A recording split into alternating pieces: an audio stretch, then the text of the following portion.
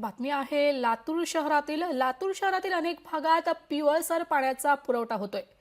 काँग्रेसचे आमदार अमित देशमुख यांनी याची दखल घेतली आहे। लातूर शहरातील अनेक भागात गेल्या काही दिवसांपासून नळाला पिवळसर पाणी येते।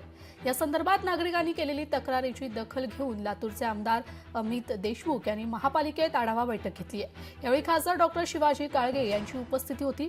शहरात नळाला पिवळे पाणी येणं ही गंभीर बाब आहे।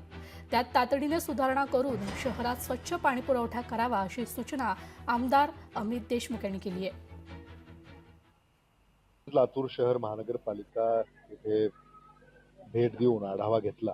आता हे पाणी शुद्ध जोपर्यंत होत नाही आणि पिवळा रंग जो आहे तो नाहीसा होत नाही तोपर्यंत त्यांनी पाणी सोडू नये, कारण जीवित धोका सुद्धा मनुष्याला होऊ शकतो। तर या संदर्भामध्ये आम्ही त्यांना सूचना केलेल्या आहेत। त्यांनी काही तांत्रिक बाबी समोर आणल्यात, त्याच्यावर ते मात करतील आणि शुद्ध पाणी पुरवठा लवकरच लातूरला सुरू करावा असा आग्रह आम्ही धरलेला आहे। लोकशाही मराठी ऐका, पहा, जागरूक रहा।